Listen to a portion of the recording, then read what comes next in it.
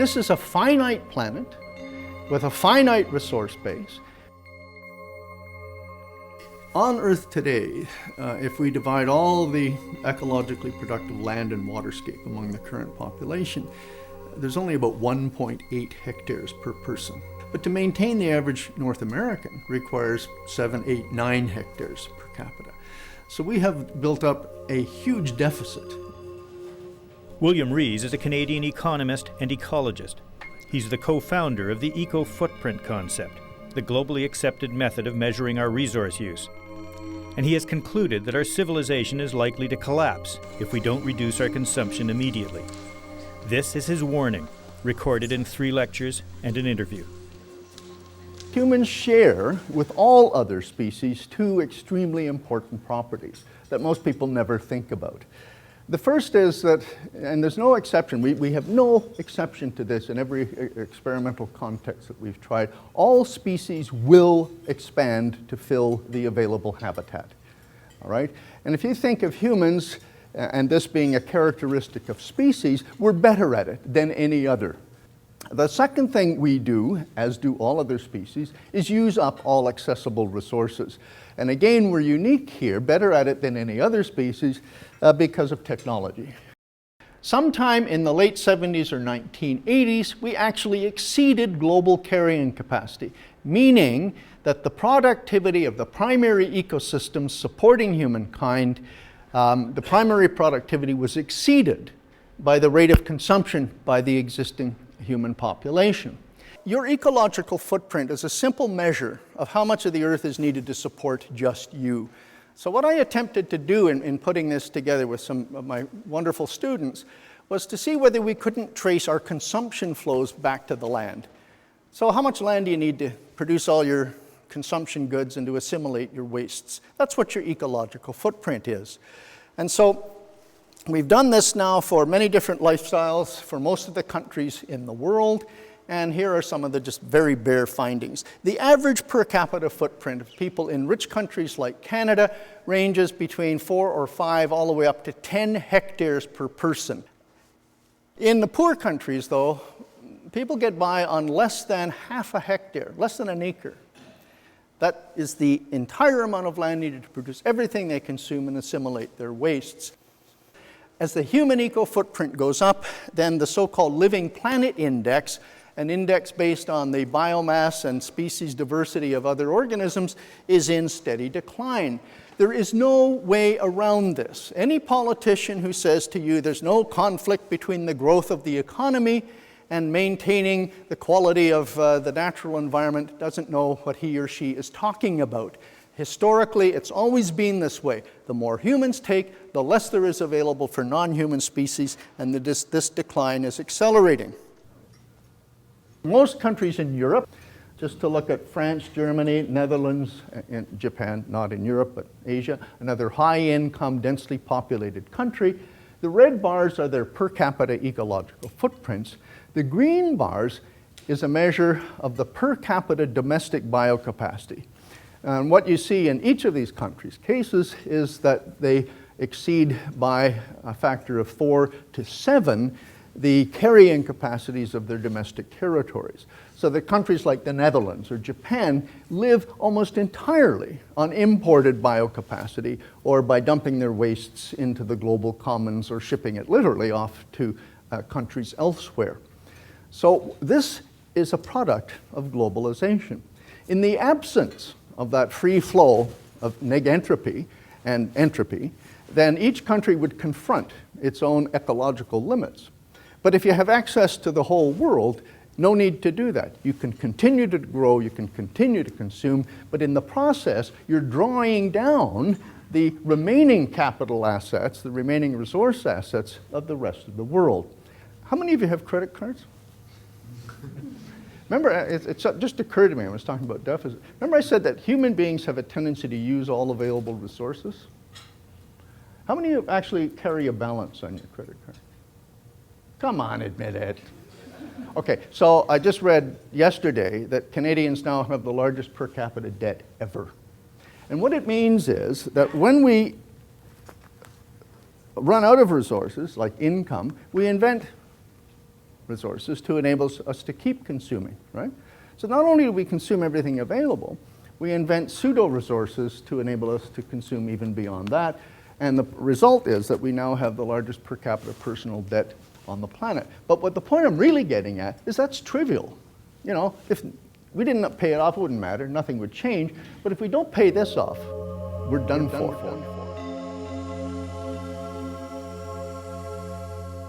There's plenty of evidence that previous cultures have gone through repeated cycles of rising to a pinnacle of achievement followed by fairly rapid disintegration and collapse when they didn't pay attention to the ecological signals or the social signals, whereas that has happened on numerous occasions on a regional scale. We're now seeing the same symptoms emerge on a global scale. Collapse, if and when it happens again, will this time be total. World civilization will collapse as a whole. Joseph Tainter, anthropologist.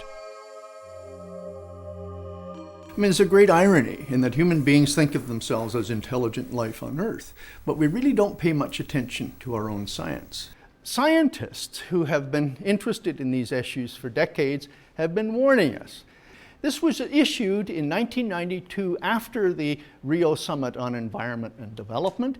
And so we, the undersigned, senior members of the world scientific community, by the way, including most of the world's Nobel laureates in the sciences, hereby warn all humanity of what lies ahead.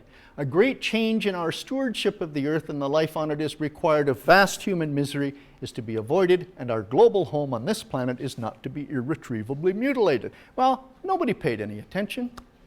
And 13 years later, the Millennium Ecosystem Assessment was published. At the heart of this assessment is a stark warning. Human activity is putting such a strain on the natural functions of the Earth that the ability of the planet's ecosystems to sustain future generations can no longer be taken for granted. We've now seen data that suggests that since about 2000, the rate of CO2 emissions have increased by about 35%. Above the worst case scenario assumed by the Intergovernmental Panel on Climate Change. So we're really losing track of that. Our models simply aren't working. They're much too optimistic, even though they seem to be quite pessimistic. The real inconvenient truth is we don't want to change a damn thing that we're doing. We will do anything possible to delude ourselves into thinking that we can not only maintain our current high-end material lifestyle, but continue to grow it at 3 or 4% per year and extend it to the rest of the world. The Tyndall Center, one of the major contributors to the IPCC report, says that to avoid that critical mean global temperature increase above 2 Celsius degrees, we must reduce our carbon emissions by 90% by 2050. Temperatures are now within 1 Celsius degree of the maximum temperature that has been reached on Earth in the last million years. So again, we're well beyond the normal range of statistical variation, getting up into the extremes. It is very unlikely, by which the IPCC means less than 10%, chance that the world can avoid a potentially catastrophic mean global temperature increase of 2 Celsius degrees. Listen to this language. It is very unlikely that we can avoid a potentially catastrophic increase in mean global temperature of 2 Celsius degrees. We have to recognize that sustainability is a collective problem. It's the single greatest collective problem ever confronted by human beings.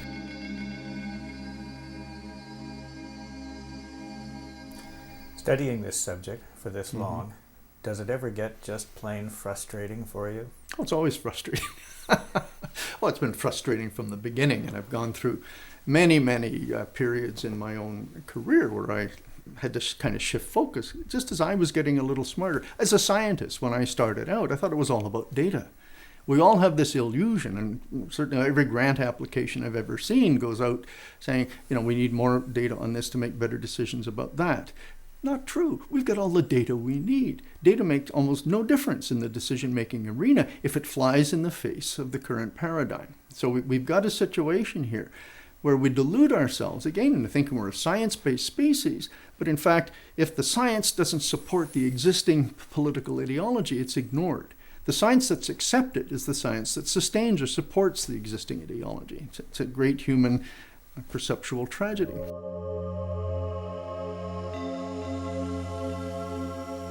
You know, we don't even talk about citizens anymore. Right? We're not citizens, we're consumers. That's the niche that we as individuals have now been allocated in a capitalist society.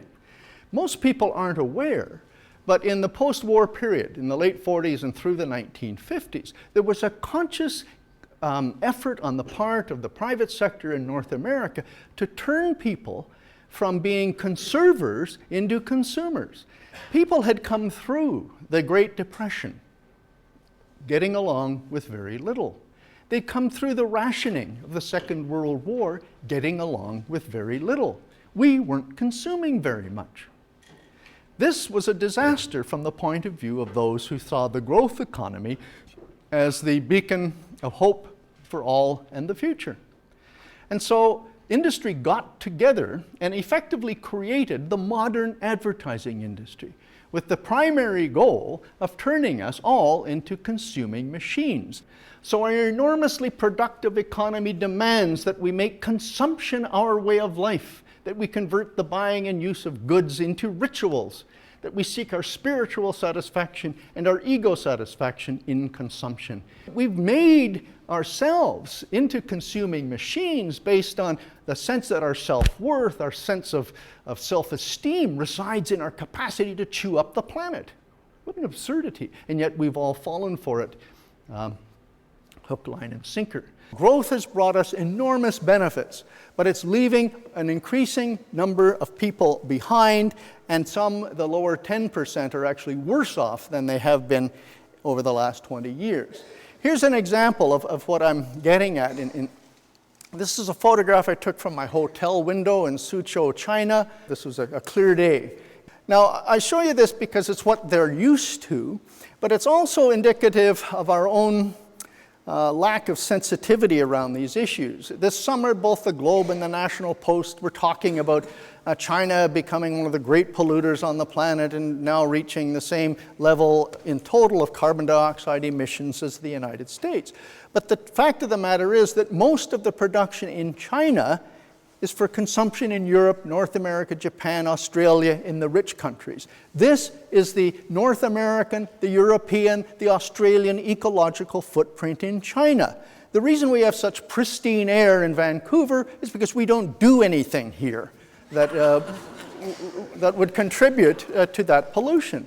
We've quite happily taken advantage of the terms of trade on the World Trade Organization to offload our most polluting industries into the third world.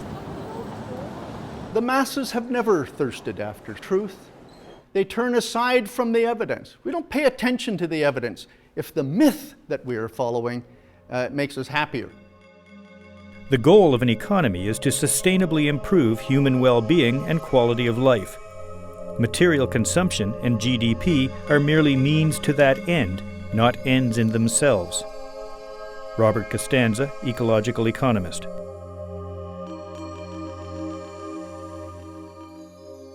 We will tell lies to each other about the power of technology, about the fact that historically we've survived, so we're going to survive indefinitely into the future.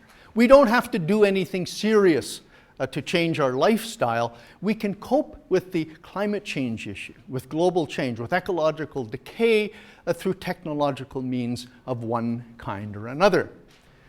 And we see over and over again reference to the new green technologies.